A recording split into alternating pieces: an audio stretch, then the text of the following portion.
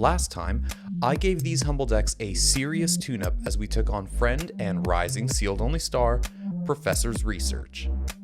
The decks actually performed well, and now it's time to push them even further. As a quick reminder, here are the rules I'm playing by. 1. I have to use 2 copies of each legendary Pokemon in their respective decks. 2. I need to use at least 1 basic to stage 2 evolution line from each deck. And 3. I'm limited to just 2 multi-prize Pokemon in each deck. I'm taking my favorite Pokemon into battle, evolving them up, and using keen gameplay and a little bit of luck to get ahead. You're watching Hoenn Legends. So, Battle Styles has arrived, and with it, a slew of new and dangerous decks. If these Hoenn underdogs are going to compete, then they desperately need to evolve. In particular, I need to address the glaring issues with consistency in both decks if either are going to stand a chance in a tournament setting against the likes of the Urshifus. Now, the biggest offender here is arguably the Kyogre deck. Kyogre itself is a big fat whale with slow and expensive attacks, and a retreat cost that leaves it stuck in the active more than I care for. I don't think it's ever done anything beyond just sit on the bench or get sacrificed to spare an Empoleon. It's a brick more than anything, and as per the rules of the series, I'm running 2 of those bricks. But Empoleon is nothing to write home about in March 2021. It struggles against any evolving archetype not named Centiskorch. Also, when it's unable to stall with Bubble Hold, its damage output is so lacking, and it can't really abuse rare candy like a lot of other stage 2s can, because that actively deprives it of its most viable attacks. With battle styles also comes the return of cards like Escape Rope, which make the Empoleon stall strategy kind of a moot point now, because we can't easily trap things in the active while sniping the bench. So unfortunately, our slow and steady strategy is largely out of the window. But radical change won't really work here. So instead, I'm going to focus on streamlining our Empoleon engine. I want to establish an army of penguins quickly and hurl them at the opponent before they can get too entrenched in their position. But I'm also keen to lean into Kyogre a bit more so that it's at least able to accelerate energy more often than not. I'm going to start by adding a Jirachi package to help me dig for search and draw cards, which should speed things up a little bit more than our current lineup can. But to do that, I've got to free up quite a few slots in the deck. Now, while Zacian was good last time, it's a liability, and since attacking quickly is the aim here, it doesn't really jive with the deck anymore. I'm also dropping the capture energies and a few recycle energies just to accommodate Jirachi and all the cards it needs to really make it work. It's also pretty clear that this deck loses to the Urshifus as is, so I'm going to drop Galar Mine to free up space for a bit more draw power as well. However, I am going to keep the Absols and my Milotic V, if only because I need a basic attacker that can get going right away, and it can probably frustrate or threaten anything not named Rapid Strike Urshifu with the help of Absol. Also, with an increased count of basic water energy, Kyogre may actually be able to power up Milotic in the early game, so that's something to consider as well. As for the rest, this list will be pretty familiar to most of you by now. I've tweaked a few ratios just to minimize the number of dead cards in hand, and with some luck, I can get at least 2 Empoleon rolling by my second turn. If I can do at least that, then I may be able to take out some Pokemon V before they go VMAX. But beyond that, there's not much more I can do for the deck, at least in the standard format. It's certainly the weaker option in my Hoenn roster at the moment, with the only solace being that it's actually got a decent Pikarom matchup and has managed to grind out a few wins against the big electric boy in testing. But all that said, let's move on to the much more promising Groudon Deck. Now, Groudon has a lot of the same issues as Kyogre. He's a thick boy that doesn't present much of a threat and is pretty ill-equipped to take on a field of VMAXs. This card tends to be a brick in hand, and the conditions are almost never suitable for it to actually accelerate any energy to the bench. Thankfully, where Groudon has some shortcomings, Garchomp makes up for them by being an extremely threatening Stage 2, and actually takes advantage of the fact that my deck is likely to fall behind in the early game. Thanks to its fantastic ability and its fighting type, it can actually massacre both Pikarom and Eternatus VMAX without too much trouble, getting the one-hit KO quite often, actually. I tried to lean on Galarian Surfetch last week, but it never really came up in the game, and it still hasn't really come up during testing aside from one time where, yes, it took a KO and then proceeded to get KO'd in return, pretty much wiping out all the energy I had on my board. So at the moment, the duck's gotta go. I'm also reevaluating the use of the Magneton package, if only because the format is so fast now that I'm pretty much guaranteed to be down a prize at the outset anyways, so Magneton's utility is kind of limited, and the 2 cards on their own can actually become bricks in a lot of situations as well. What I am slotting in, however, is a pair of Karate Belts, which address the only glaring issues in turboing out Garchomp's turn after turn, that being the attack cost. I'm also adding in a few Great Balls just to help get more Pokemon on board ASAP, despite it being less reliable than Evolution Incense or Pokemon Communication in some circumstances. And of course, with the duck out, the rat is coming back in just to give me a little extra draw power and help me get through my deck a bit quicker. Thankfully, this list doesn't have to change too much thanks to Garchomp's efficiency as an attacker. Now, I still don't have a good solution for addressing Groudon's issues for the most part, so I'm just going to avoid using it if I can for the time being. I really can't justify the higher energy count in the way that I might be able to in the Kyogre deck, so I kind of just have to hope that it's not going to brick on me too often. Now, in testing, this list has been pretty good at ensuring that I have at least one Garchomp in play every turn, and it really only stalls out when I've prized multiple rare candies or multiple Garchomp, which thankfully doesn't happen too often. I definitely feel more confident bringing this particular deck to a tournament, and really, I think it can give just about everything in the format a good run for its money, outside perhaps of Luke Metal and maybe Rapid Strike Urshifu. In fact, I actually feel so confident with the list that we'll kick off the first of our 2 games with the good old land shark dragon thing, and see if it can, in fact, take a big bite out of the competition.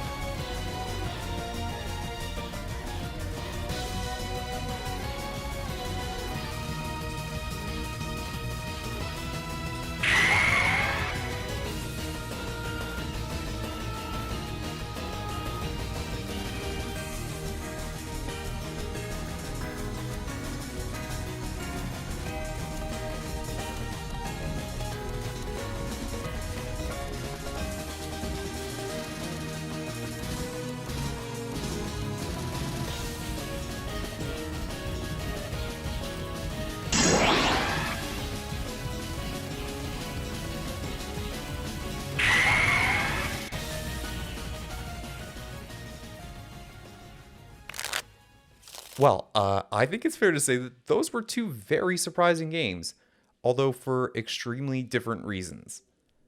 No, quite honestly, I was not expecting Colossal to still be kicking around the format, and when I did see it, I figured that my Garchomps would effectively be Shark Fin Soup because it's exactly the kind of deck that Garchomp struggles with.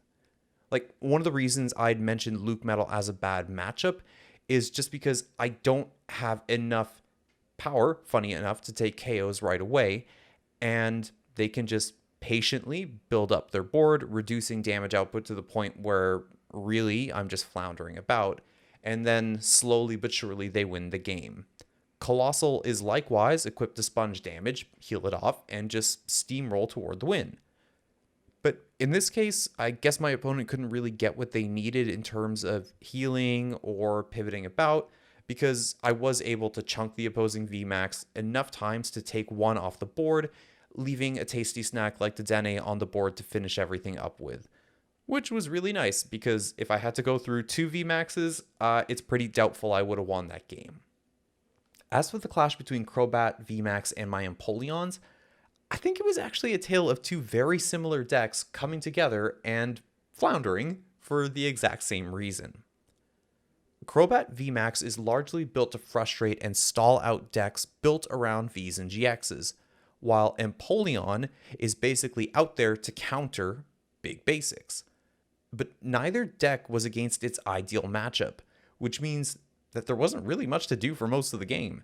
Things did tip in my favor because my opponent wasn't willing perhaps to commit to a more useful attacker like Altaria or even Toxicroak early in the game, which meant that when Crobat VMAX did come down, I could effectively just take 3 prizes while my opponent struggled to even take 1.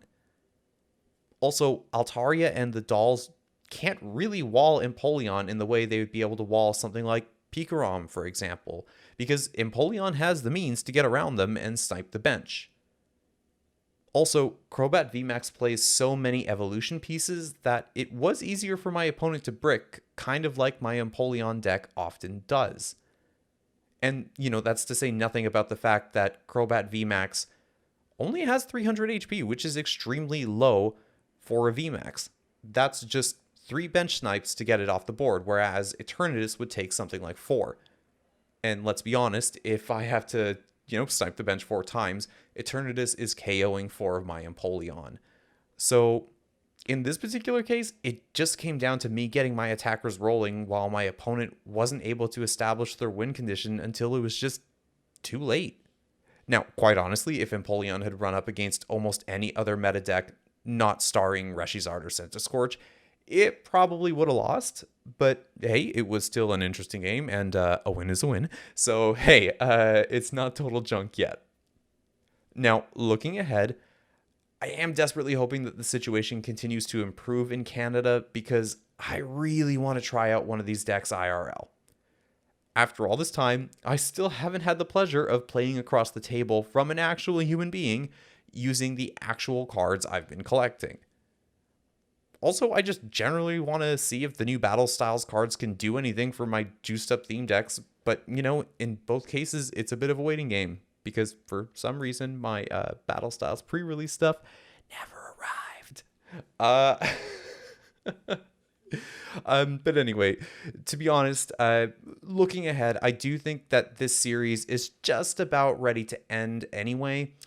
See, there's a point past which these decks can be significantly improved, and with the way time is flying, I don't think it's going to be long before rotation creeps around, possibly before I'm able to actually get back and play IRL, and once rotation comes along, it kind of, eliminates 99% of the cards in this deck from the standard format, which will be a bit of a problem for competitive play IRL.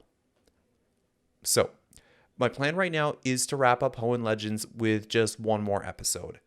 What I'm going to do is hold out for a real-life tournament ahead of the upcoming rotation, assuming, again, all goes well with regards to lockdown here and we don't have, a very serious third wave. And, again, I'm going to aim to have that be the finale for the series. But if concerns about a third wave are valid and we all end up shut up inside our homes again, I do have a plan B.